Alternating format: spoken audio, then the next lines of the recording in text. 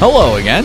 Welcome to The Spread, Nesson's football and sports betting picks podcast. I'm Nesson.com's Mike Cole, joined once again, and as always, by Ricky Doyle. Ricky, how are you? Doing well, Mike. How you doing? Not bad. A little bit of a mixed bag this week. It's a weird week. We were in between the Super Bowl, or the conference championships and the Super Bowl. We will do a little Super Bowl talk. I think a lot of our conversation is going to center around kind of going back to last week and reassess what we saw. This is like an open gym week for us. I was going to say. That's how we usually approach this. There is like one of the podcasts I listen to, they call it an open swim. I like that idea too. It's just kind of, we're getting our shots splashing up. around on the pool. We might, a little bit of everything.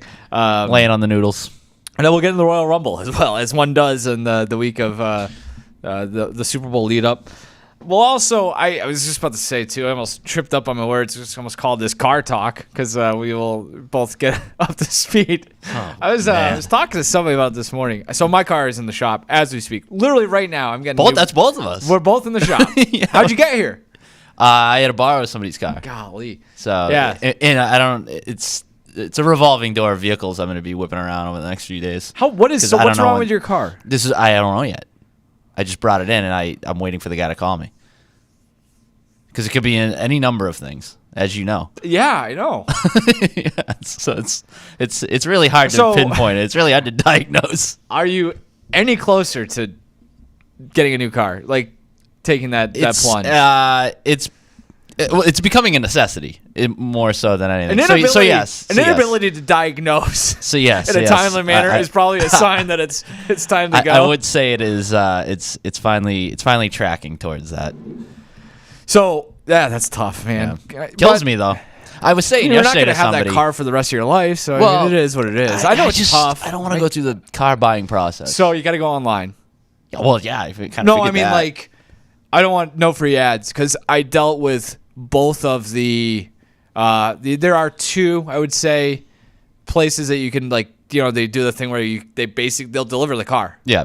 One of them I had a horrendous experience. And canceled an order. Pick your brain offline. Canceled an order. The other one was a delight, and I think there were more options to go pick it up as well. We ended up going to pick it up as opposed to having it delivered, just because we needed it right before we went on vacation. And so that was actually a delight. So it's at this point, it's like the car market is so what it is that what are you gonna do? Are you really gonna go to? I think I'd rather just win it on a game show or something. But are you gonna go down to your local dealership and haggle with a guy? The price is what the price is at this point. There's not. I like a nice old school negotiation. I hate that. Though. So that was I don't have to talk to a goddamn soul. No, and I also bought too at the worst possible time. This was when used cars were through the roof.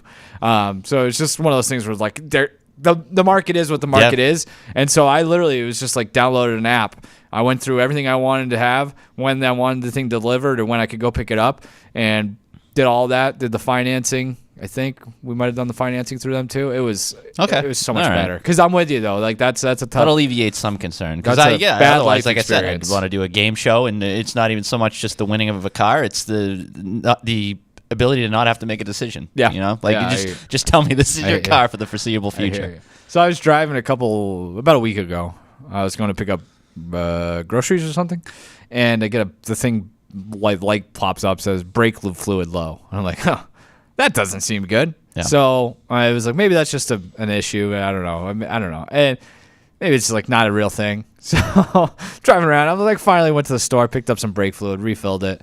About a week later, I got it again. I was like, oh, that's probably not good. And the whole time, I've had this puddle in my driveway that I didn't really pay much mind or attention to. I'm like, that's probably just some sort of condensation or moisture of some sort. So it's nothing. Did it rain? I got home the other day. There's still I get stain in the driveway, I think, and I'm like, maybe there's moisture coming up out of the ground? Yeah. I don't know. That could happen. It's the winter. It's cold. It's I finally was just no. So I put the car under the carport last night, and as I did it, I was coming back into the house. I bent down, scooped up the fluid. I was like, oh, I recognize that. That's brake fluid. Yeah. That's fresh brake fluid. So you really get in there though. Ground fluid is just just pay no mind. I was like, it's just water. Yeah. Condensation. I know it's the middle of winter and that would be frozen, but that's whatever. So. I scheduled an appointment again, stabbed my guy in the back, scheduled an appointment online, brought it in this morning. They send you over like the thing. It's like, hey, oh, by the way, your serpentine belt is cracked. Not even sure what that does. Yep. But $1,900 later, I got to go pick that thing up after we're done in here. Woof. So. Yeah, I think for me, it's I don't really get concerned about lights being on. I think I'm more concerned about lights that are off because the lights on to off ratio is tilted. Yeah. In the wrong direction. It's like if this is not registering, we got a problem. Yeah, but I was like telling you earlier, like I think I'm just at the point with it where every pothole I go over, there might as well be a ticker in the corner of how much it's going to cost me. I think we got on I think we talked about this last week. If I'm you, like the peace of mind at this point, I understand. I totally get where you're coming from with the aversion to wanting to get a new car. I get it. It's just a ripping of the Band-Aid off, right? Like, you know what I mean? But it's like just, I gotta 3 get in weeks there. from now, you're going to be like, oh, this is, I'm warm. Yeah. Like there's no issues. True. Like, you know what I mean? That peace of mind is worth so much money. There is a certain peace of mind that comes with my car now. That's fair, but because it's like, well, I get you. If somebody runs a shopping cart into it, whatever. There's that. If I ding it in some way, I haven't had a side view mirror for 16 months, so I totally understand it's like, that. Whatever, man. Like you can. I don't care if you take a sledgehammer to it, as long as I can get from point A to point B. Yeah, that was one thing too. They send me over they send, it's the worst. They send you like a text message and it brings you a link where you can approve or reject stuff. Yeah. And I'm like, well, you guys have me over a barrel here. I'm just going to approve it all. Like you couldn't a fantasy football trade. Yeah, right. But like you couldn't have just looked at the side view mirror and be like, oh, this is an issue. We'll fix this for you too. So I got to figure that out too. So I was not driving around, not passing inspection. Well, so it's a miracle we're both here. It is. That's what I was going to say. It's like, I was like, oh, this is playing with house money. I was like, I'm driving on bad brakes and it's about to snow. This could be an issue. So I was thinking about this too. We need to have a chat with our sales team. We need to have a chat with our marketing team. I don't know who. Clearly nobody.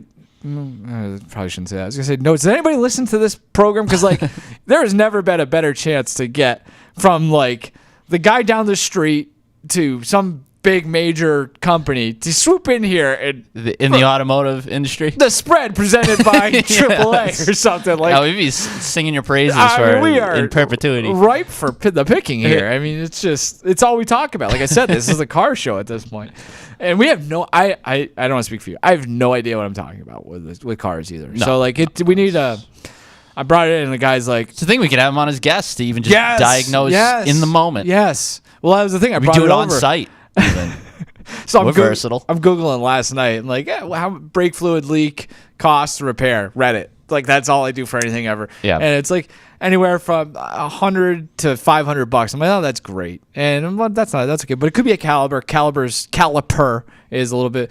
So I bring it in and like I tell the guy what's going on. He goes, yeah, that might be a caliper. And I was like, yeah, that's what I thought it was. Like, I kind of had a feeling it was that. I just wanted to confirm. I kind of like mix in like, like under my breath read it on Google, but then you sound like a dipstick, no pun intended, if you start doing that.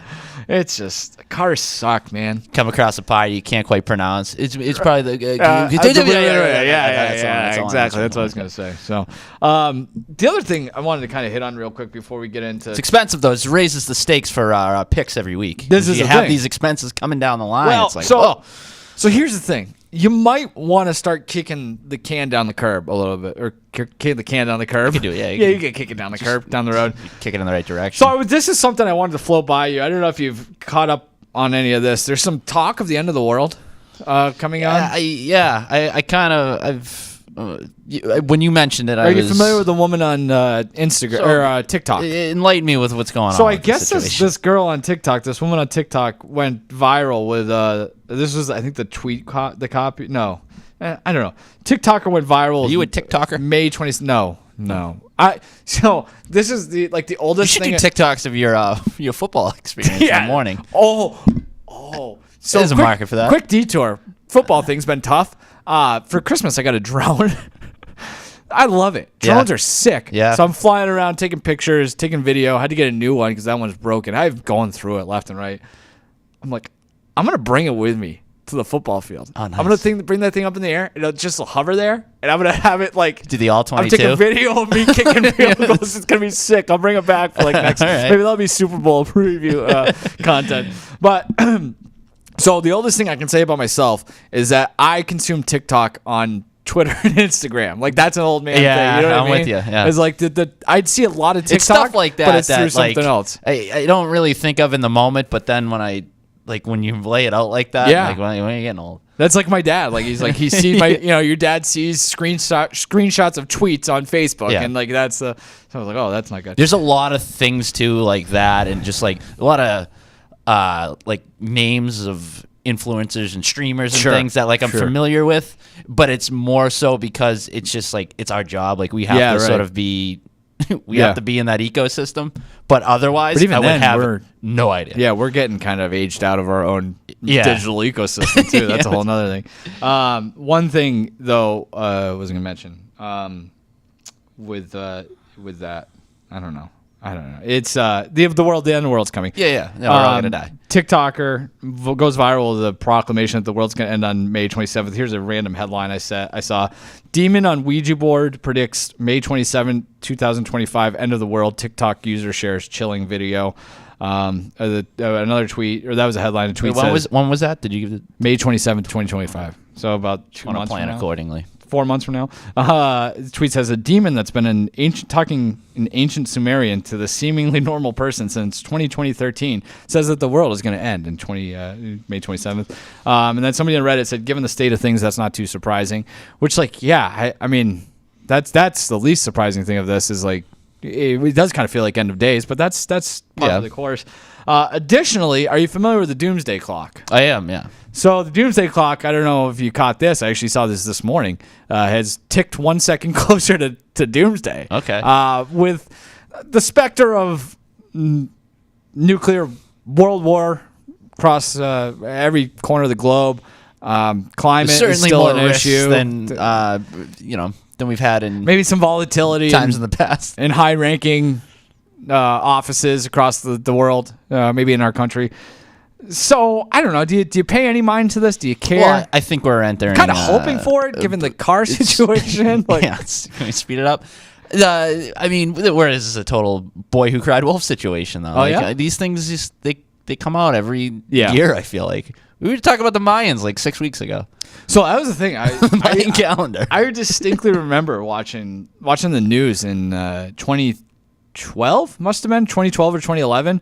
Being like, I think they predicted like December 21st was was a doomsday thing, and then it kind of came and went. Yep. Someday somebody's gonna be right. So so you might as well keep you gotta throwing out the predictions. You gotta go check. But then you're not even gonna be there to celebrate your college shot. That's exactly right. That is the catch-22, if you will. This woman though on the TikTok, I watched like 2 minutes. It's like a long video. I'm like, I don't have time for that. So is a demon? You said so. Like her and her husband are playing with the Ouija board, and they have been since 2013. And the Ouija board is telling them in Sumerian, which is a different language or whatever, that I got into the details a little bit. It harkened back to the bombings in Japan. There was another event, and now this is like the third one. The woman is like, we've been doing this for 10 years, 12 years. I've got 80 pages of notes.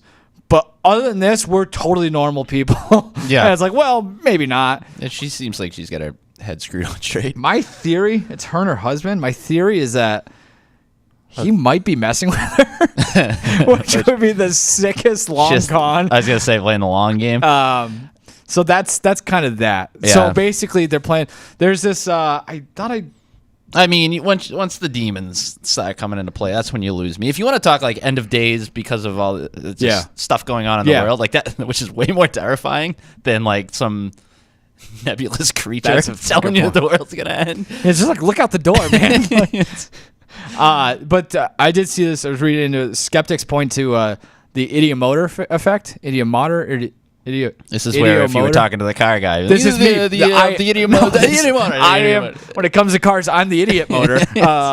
It's a psychological phenomenon where subconscious muscle movements guide the Ouija board's planchette. So, like, I think that is something that might be a play here too. I think that's the thing with Ouija boards. Ouija board? I haven't. I hate how it's spelled. I do too. I was going to bring that up. Ouija. Yeah, yeah. I don't even know if I'm saying it correctly. Maybe we might not be. I've always thought it was Ouija. like squeegee, but without the. So like, I kind of buy into that. I think people get what they want. I think that's the whole point of the Ouija board, right? Yeah, probably right. It's like a confirmation bias sort of deal. Yeah. So you're just guiding it towards the answer. It's like Magic 8 Ball, and you just keep shaking it until you get the right answer. Right. Yeah. Exactly. So it's not great. Things aren't good. But that was my thing. I was like, well, the car thing isn't the end of the world until it actually literally is the end of the world. So we maybe I'll hold off a little bit, is what you're saying. See how May plays out. Well, it's like buy it in June. Yeah, for me, I'm like playing my own game. If we're sticking around, I might as well get a new car. Playing my own Russian roulette with faulty brakes. Yeah, that's that. Another sign of the apocalypse. That's a great thing. Blast from the Past, Sports Illustrated. Sign of the apocalypse, or whatever it was. The Eagles and Chiefs being back in the Super Bowl is one of those ones. Before we get into the actual Super Bowl, though, and kind of get through all of our discussions, I would like you to remind anyone watching this right now that you can do this every week. You can come check out the spread, Nesson's Football and Sports Betting Picks podcast. Any number of ways. I don't think we're on the Ouija boards quite yet, but or even on Reddit where people are talking about the Ouija boards. But you can listen to us wherever you get your audio podcast, whether that's Spotify, Apple, any number of those outlets, or you can watch it, which is my preferred way of consuming our own podcasts. You can do that YouTube, Facebook, or Twitch. Just go look for Nesson at all three of those. Let me float this idea by you. What's that? A sports-themed Ouija board. Like there's only, you know how like you got Monopoly comes in so many different forms. Why don't they do that with the Ouija boards? I mean, I guess you could. Should we get a Ouija board? Why don't we get a Ouija board for next week? That's a good call, actually. Get like a nice overhead I'll shot look into here. that once we get out of here. Not a bad idea. And that's it. We just do like, nothing it's the same but Ouija thing. boards. Just for the whole hour. 55 minutes of us are like, give me a prop. Just literally every question. Xavier Worthy over 5.5 rushing yards. All right. So what do you think of championship weekend? I think it pretty much it kind of played out how we expected. Not good for you, right? Huh? No, not sorry. good. That could have really helped you with the car. Not good on a personal level. Had a lot of stock in the Bills. Proceeded to double down on that as the week went on. Felt pretty good about it going into Sunday, and we all know how that played out. But from a sheer like expectation standpoint, I don't know if I was stunned by anything necessarily. Like that first game was the only thing one-sided, which we expected, and the second game was tight. The only thing, and this is gonna be weird to say about a game that was what was the final score of the Washington game? It was 55-22 or 33. Yeah. But either way, it forgot that it felt like it was gonna be even worse than it was, which if that makes sense. Like Washington kind of held its own a little bit, which speaks promisingly to the future of Jaden Daniels, and it's just what they're kind of building there. That like the way that Philly, it was that early touchdown run, then they came down and scored again. I think it was 14-3. After what felt like 2 minutes, was inauspicious. But yeah, other than that, I mean the Chiefs Bills game was awesome. I mean that's just that first game, right? That's a classic case of just two teams in the different weight classes, and you put them together, and that's what happens. But yeah, there was a point where, like, obviously we saw it throughout the playoffs, but even in that game where you're like, okay, yeah, they got something brewing for next year. Yeah, it's more than a lot of teams could say. Yeah, that's always tough too, right? It's because it's like, are we early? And if we're early, then that projects that we probably have more chances to do this. Yeah, but you just never know either, right? The other part of it too is there is like, while they are a team on the rise, largely because of the quarterback, like it's a pretty fair amount of veterans on that team as well. You know what I mean? Like, and what does that look like when those guys start to age out and you bring in this new core? It's a good point. How do you surround Jaden Daniels, I guess, is the real because like Ertz was already talking about like, it's just a bummer I don't get to play longer. Yeah, like would it surprise you is getting up there in age if they go like 7-10 next year? No. Yeah. No, I mean, well, considering what Dallas and the Giants are Well, doing right now. I guess Like, that's the one advantage they have going for them aside from the quarterback. And the other thing is like Jaden Daniels is going to be making $75 million a year very soon too. Yeah. So like the window closes quicker than you think, which I guess kind of gives us a reason to talk about the Bills specifically. What's interesting about the Bills conversation is I think we kind of thought coming into this year, at least I did, was like they weren't going to be as good as they ended up being. So I feel like maybe they closed another window, but they've opened a new one over here, like on the other side of the house. Yeah. I like you wrote our rundown or whatever. Will the Bills ever win the Super Bowl? Which is again, if the world's going to end in May, then no, they will not. Yeah. But do you think they will? Will they win it with Josh Allen? I mean, I feel like we had this conversation about, and we've had it multiple times probably, about the Ravens, where like you have the quarterback, you have everything. Like it's just the one hurdle they can't get past.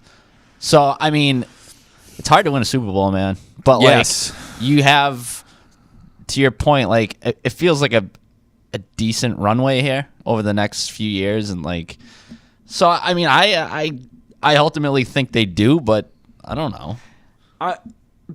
The unfair answer is probably not. Like, if I'm betting against something, like it's very, to your point, it's very hard. So do they like, get it done with this coach? So like, it's because I feel like the one thing what is he like actively doing to hold them back though? Like, I don't know what he's. I'm open to the discussion. I just don't know what it is. You know what I mean? Like, I mean, if that play gets called for a first down, the QB sneak, which it could have been. I hated some of the stuff they did in that game on Sunday. No, it's completely fair. Like I'm willing to talk about Sean McDermott and whether he's the guy to do that. And I do think like when you have a quarterback who's that good in the middle of his prime, you kind of have to probably move faster than you have to get uncomfortable in some ways. But it's hard for me to be like, they went to Kansas City and lost the AFC Championship by 3 points. Yeah.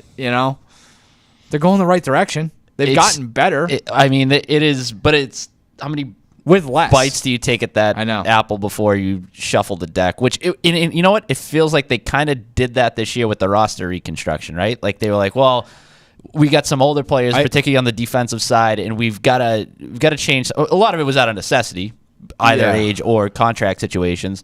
But there was like a reshuffling, and that's why at the beginning of the season we were like, well, I don't know what they're going to look like. I don't know if they're going to be better. I don't know if they're going to be worse, but they're going to be different. And maybe the coaching gets to a point where it's the same way. Like I don't think you move on from them right now, but like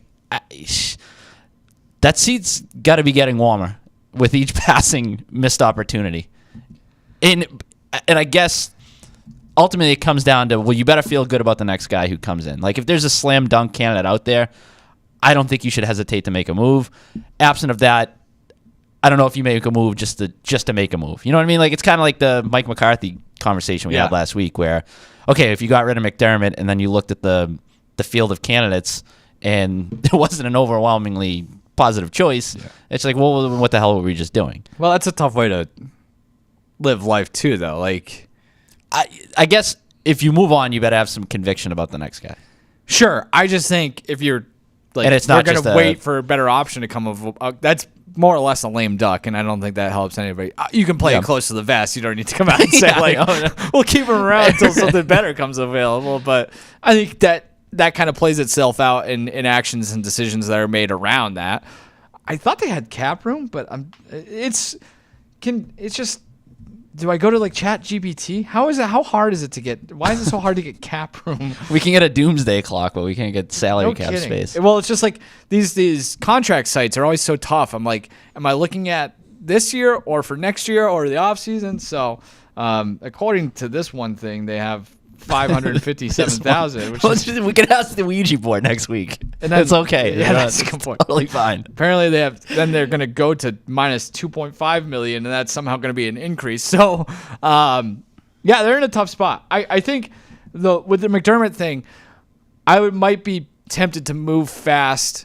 Like I said, because I just don't know how long Josh Allen, especially a guy who plays the way that he does, is going to be playing at this level. And I think he quite clearly took his game to a new level this season, which is saying something, given he's been one of the best 5 quarterbacks in the league for a long time. And I don't know. It's like, are the Ravens a cautionary tale in that regard? Like, by that same token, do you want to get rid of John Harbaugh? No. So what's the difference? I'm not even trying to be antagonistic. I'm just legitimately curious. I mean, John Harbaugh has won a Super Bowl. But not with Lamar. So is it a Lamar thing? Or like I feel like they're in the same spot of this. No, but Harbaugh's... I mean, Vince Lombardi won some Super Bowls. I don't think he'd be a good option for the Bills right now. Yeah, but I feel like with McDermott, it's like, is he ever going to get this team over the hump? That's fair. Like, yeah. So you want to do the Bill Belichick thing? Do you think he's a fit in Buffalo? The Buffalo Bill? I mean, I'd love to see it. I mean, it'd be the best thing. I think we probably need to let that go. And maybe that's me trying to jinx it. But for a team that it makes all had the the sense in the defensive world. flaws that the Bills had this year, you add him to that mix. You keep that offense firing at the level that. Yeah. The other part of it too is like, and this was the most encouraging part of Josh Allen's game this year, was cleaning up the mistakes and really playing with, like, the big plays were still there, but it didn't come at the expense of all the turnovers. And like that progress coupled with Belichick's attention to detail, even though we can make the case that wasn't necessarily great towards the end of the Patriots tenure, and an improved defense, like, I don't know, gets the juices flowing. But again, I just think you're trying to get from like here to here. Yeah, it's such an incremental I also think incremental piece that there you're are just trying to probably find. better, more realistic versions of that at this point. Yeah, which is mean to say about Bill Belichick, but like, I saw one name I keep hearing thrown around is Springfield College's own Steve Spagnuolo. Like, getting him out of Kansas City is like a double-edged sword. Yeah, or the opposite of a double-edged sword, because that would be bad for you, I guess. Somebody like that, I don't know. It's just soft on both sides. It's a double-edged butter. This is a very couple of double-edged. Double-edged butter knife. Double-edged spoon. Spork. Double-edged spoon. Spork. I don't love McDermott, so I don't want to sit here and sound like I'm defending the guy, but it's a risk, right? It's upsetting the apple cart to. I think I'm just probably it's recency bias, because I feel like had questions all season and was like, their demise is going to be tied to Sean McDermott and him getting coach circles around by Andy Reid when it comes to the AFC Championship. Yeah. And I feel like we saw that to a large degree. I just thought, I don't know, there's just certain things. I didn't like them playing, chasing points the way they did with the 2-point conversions, taking the points off the board. The 2-point conversions was weird. I didn't like the way they managed some of that. You know what drives me insane is when teams it's like 3rd or 4th and 1 and they're in the shotgun. And they there's just a couple of play calls that I didn't necessarily like, going away from James Cook. Like, I don't know, there were things that. So is that it could be an offensive coordinator thing too. Like that's why it's difficult for us to sit here and fully analyze it, because I don't know the I don't get the pecking Joe order. Brady thing. I don't think he's that good. I know he's getting head coach buzz, but yeah. So. Chiefs, are you sick of them yet? I'm not. You're not. You're like, no, I'm all right cool with it. Thing. Yeah. Like, I'm not sick of them. I'm tired of them. Is that a fair? Maybe I am sick of them. I guess maybe just be a bear, be a grizzly. My thing isn't even so much tied to the witnessing greatness thing, which is whatever. Like, I think it is cool, but it's also like, I don't know. I like the idea of having a villain or a team you're gunning for. So, like I think the NBA. We've talked about how the NBA sucks now. Yeah, and I think it's been downhill since the Warriors were knocked off. So you know what? Like, I like having that team that you're gunning for. You know what the thing is? Now I think about it, like, I'm sick of the Chiefs because they're playing the Eagles. Okay. Whereas like the matchup itself, you mean? Yeah, like, I think that's distorting my view of the Chiefs, because I do get what you're saying. If they were playing the Commanders, if they were playing, the NFC was kind of so that's weird. what the Chiefs are lacking. They're lacking that, like, there's got to be another interesting story on the other side. And for you like to fully it's buy good. in. The Eagles. And you've are seen this story. You've seen the movie before. Now it's like we're watching it again. The Eagles are so good. I think they have the best roster in the NFL. They've got 2 fantastic coordinators. They probably have one of the best owners in the league. They probably have the best general manager. Top to bottom, they are as good as it gets. They do nothing for me. They don't inspire any sort of. I don't totally hate them. I don't love them. I'm not interested by them. Jalen Hurts is whatever for me. I'm digging the Saquon Barkley thing. I think that's kind of hilarious. But my enjoyment out of that has more to do with like laughing at the Giants and that whole thing than it does me seeing him flourish with the Eagles. So in other words, Lions Chiefs would have been way more intriguing. As much as I hate the Lions, yes. Yeah. Yeah, 100%. Commanders Chiefs I could have talked myself into. Commanders Chiefs would have been That has trying to all think the, of a comp. I don't know. you know, here comes the Chiefs and the Eagles again. Like, it is what it is. Well, the hardest thing too. Some and years you get the Chargers and the Cowboys. Or the hardest thing is like, especially 49ers. for us who try to make picks every week, is like making heads or tails of what the Chiefs are this year. Yeah. And because this isn't the same Chiefs team that was, scoring like crazy a few years ago, or the team even that had that rode its defense to a title. Right. Like, it's just kind of somewhere in the middle. Mm-hmm.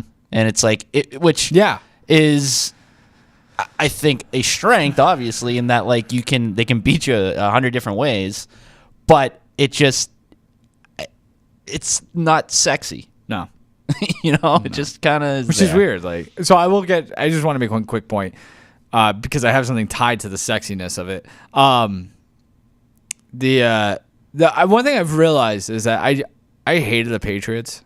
I do kind of miss them. So I think that does speak to like the enemy or like the celebrity of it all. Like, there is something in that, right? Where it's everybody says they want something new until something new just is not as the Eagles. Sometimes it's the Eagles, and it's like, well, this isn't what I totally want. It's like, well, make up your mind. When it comes to the sexiness of the Chiefs, do you buy any of the conspiracy theories?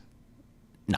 I was kind of hoping you did, because I would love to have that conversation. There's nothing dumber. There is not a goddamn dumber like thing that people come up with than like. There's probably somebody. I don't know. Well, I mean, I give the Chiefs all the credit in the world, though, because I think they've found certain loopholes or ways to use the rules to their advantage, but it's not. I don't think that the refs have it in their back pocket for the Chiefs when they go into a game on Sunday. I think players in especially at the highest level, get officiated differently probably than other guys. Yeah, it happens in every sport. And I do think it's obviously more pronounced in your face when it's a team that plays on national TV 15 of 20 weeks of the year, or what, you know what I mean? So there is that. I just don't like. At this point, the numbers are what the numbers are. Like, the ratings. What? That's my thing. Where like there are people who legitimately believe that there's a conspiracy. Like, we probably shouldn't give it too much oxygen, but like, the demon. Yeah, that's what I'm saying. What's the benefit? Like, what are you trying to achieve by fixing it for the Chiefs? It's the NFL. Like, it doesn't get any bigger. Like, if this was Bills Eagles, it would be just as big. If it was Bills Commanders, it would be just as big. Like, so is what's a better outcome for the NFL? The Chiefs winning or the Eagles winning? It doesn't matter. Is the only real answer. Probably the Chiefs winning, right? Because then you go into next season with a 4-beat, and it's something new. With the Eagles, it'll feel like okay, they won. Yeah, they've like they're not at the Chiefs level because of right. Like, when you look back over the last 5-10 years, whatever. And it's just like they're still in that tier too. Like, it does nothing really for them. Which is unfair because they probably should be in the higher tier, especially if they win. But yeah, I don't know. So. Anything else from last weekend that you wanted to get into, or?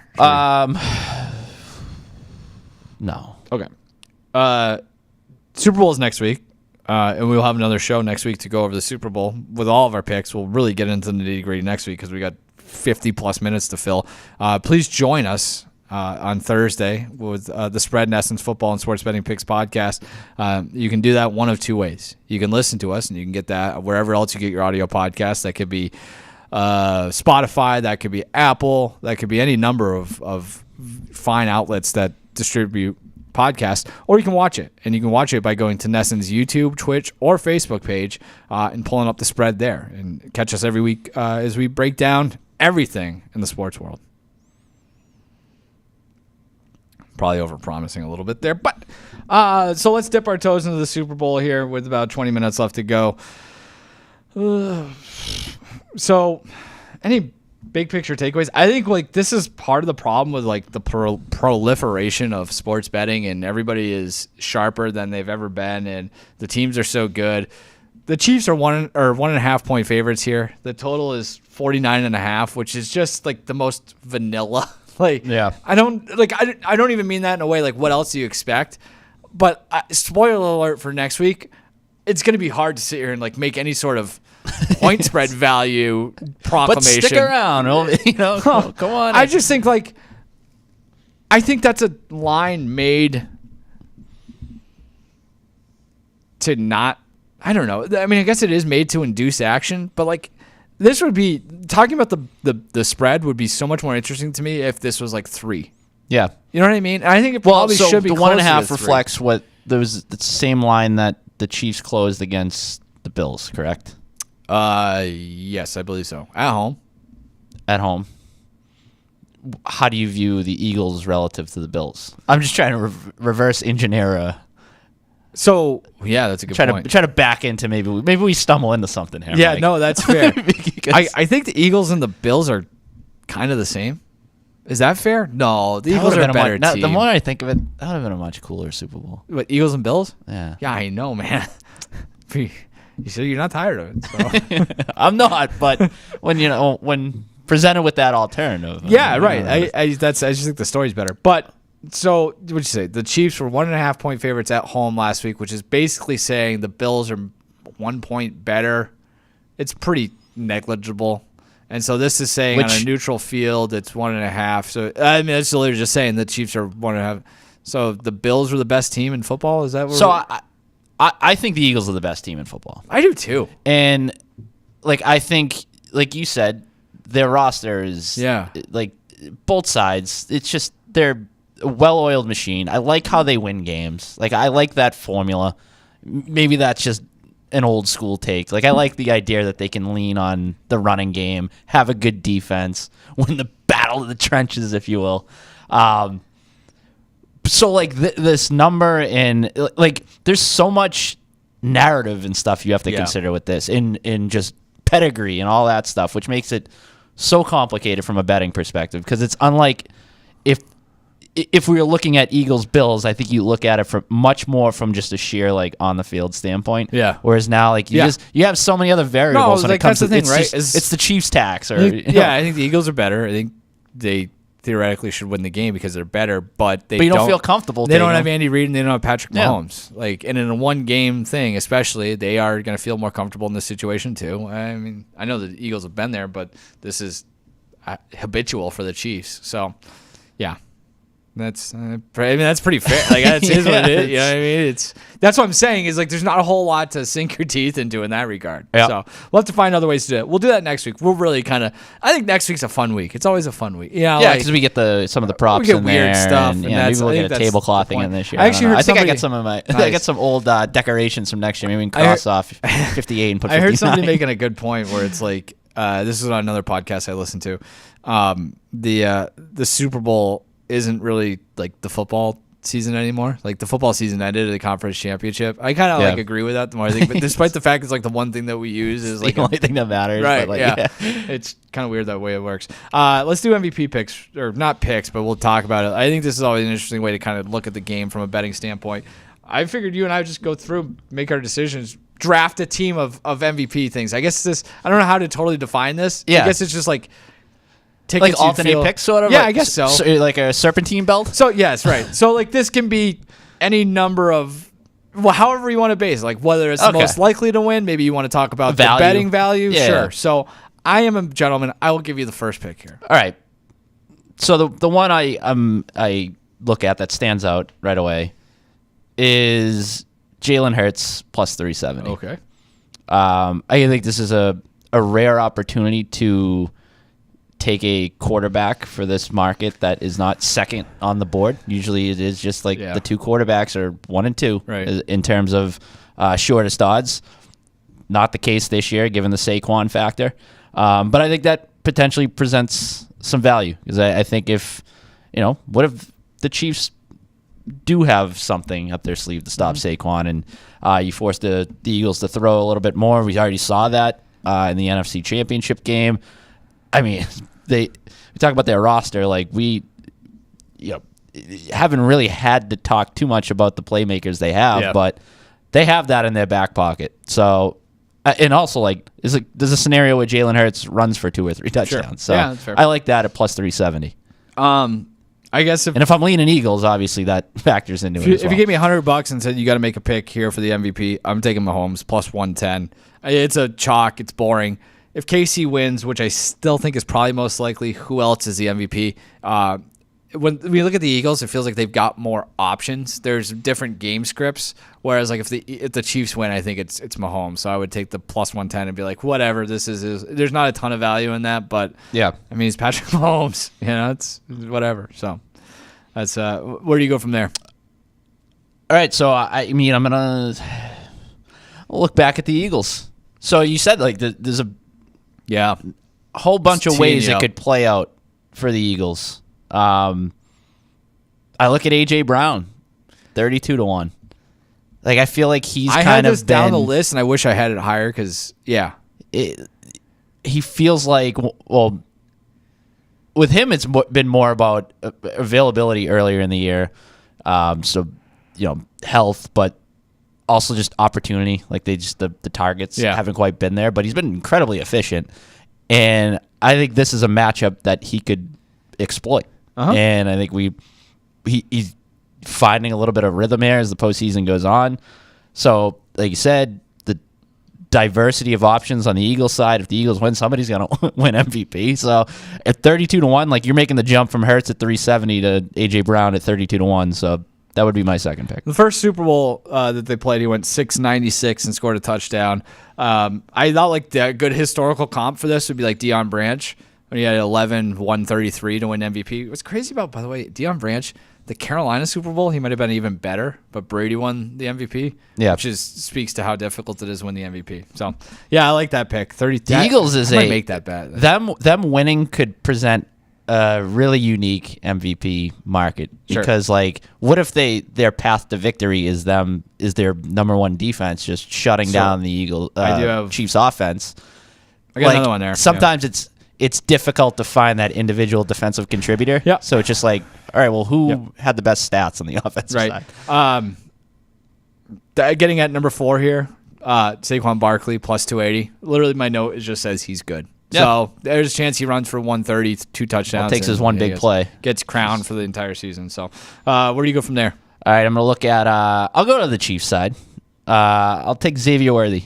Wasn't even on my list. Really? Yeah. 30-1. I think he's another one who's gaining some momentum coming into this.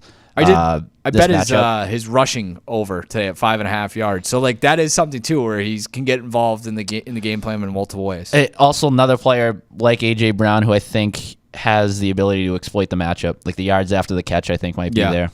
We saw that against Buffalo. So 30-1. I'm bucking my own rankings here. I had Kelsey my next 18-1. I'm actually taking Chris Jones 60-1, which feels like a annual rite of passage as I talk myself into betting Chris Jones to win Super Bowl MVP. I was gonna say, I distinctly remember you making this pick last year.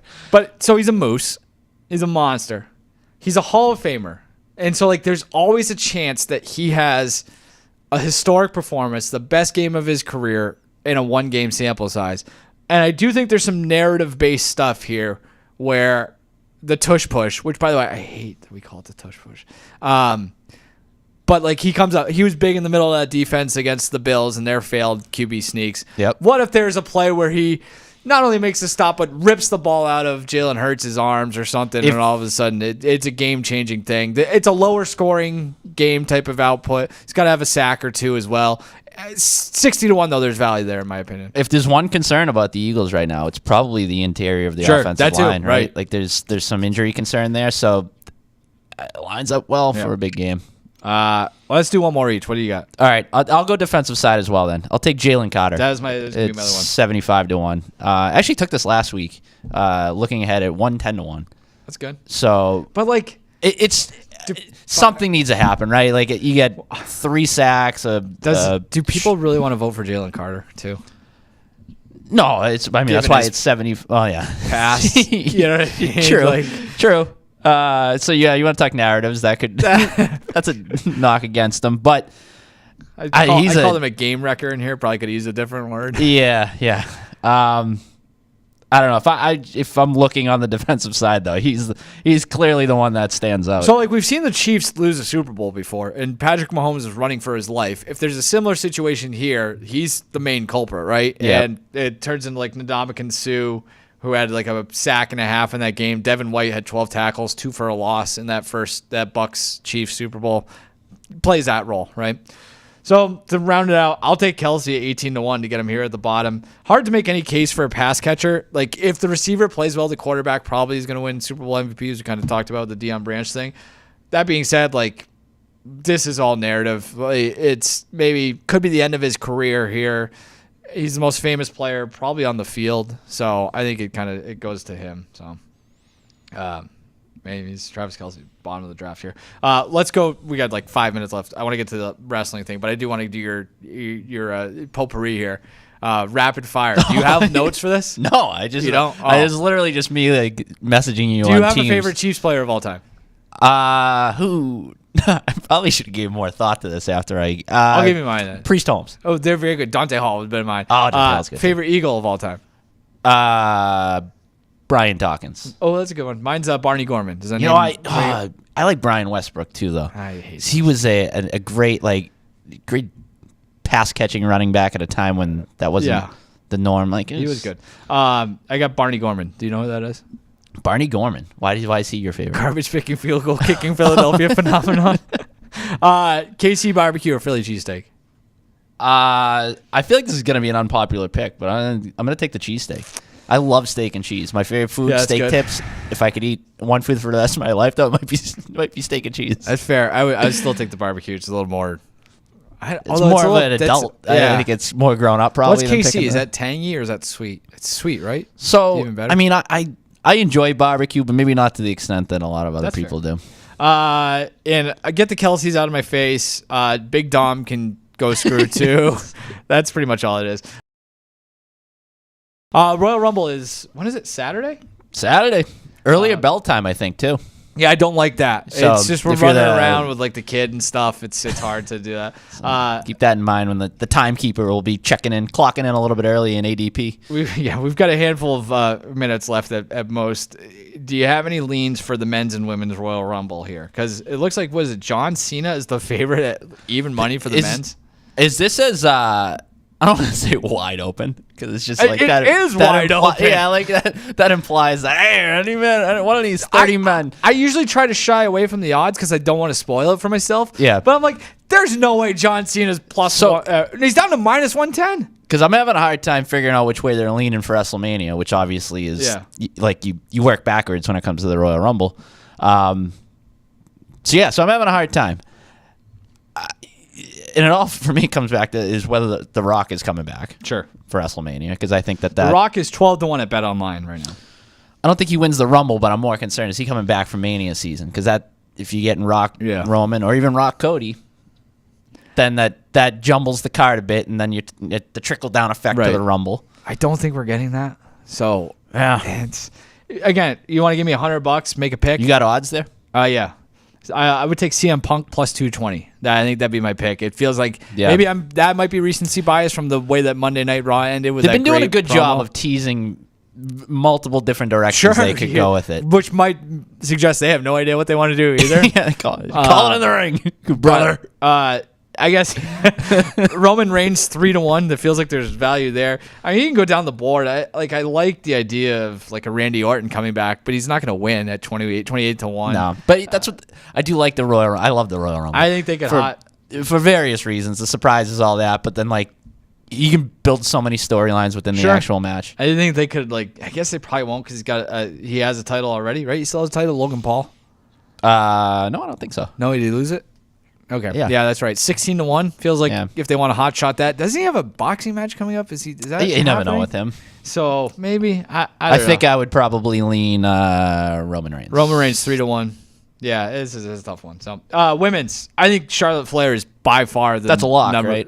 She's minus 200. Bianca Belair is plus 175. Io Sky plus 325. Becky Lynch 5-1. Alexa Bliss 10-1. Again, give me $100. I would take Alexa Bliss for 10-1 just because.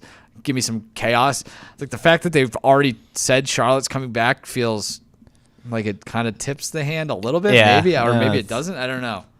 Not a lot of intrigue there. She's one where she doesn't need to win it either, especially now that there's 2 belts. So maybe that's kind of the way to. So to maybe look at it. maybe you get a little her. They should have just they didn't need to do the vignettes for her return, right? That's They what I'm coulda saying. Right. It would have been. You could have set up something with We kind of whoever all knew it was going to happen. whoever but eliminates her. that's what. So You set up a feud that way. But yeah, I think she's the hands down winner here. Let's see. Is there anything else to get through in this? I just love. Yeah, I'm with you. Like just looking at the numbers. And So what do you stuff like got this. mapped out for the 2 nights of WrestleMania this year? I truly don't know. I hate that that's an answer, but Yeah. I think Cody Rock. No. Who does Cody get? I don't know. Cody, Cena, Rock, Roman. Yeah, that does feel like But the then most. in Punk, Gunther, maybe. Yeah. But then you have, I don't know, because then you could have Punk Reigns. You could have Punk Cody. No, I Punk's do. sort of the versatile wild card here where Yeah. you can plug him in many different ways, but I think maybe him and Reigns or SummerSlam. I think Fair. that's when you'll see that. All right. I'll let you have the last word on that one. Assuming our cars allow us to get back, we'll be back again next week for a full Super Bowl preview. Thanks for joining us. See you again next week. Goodbye.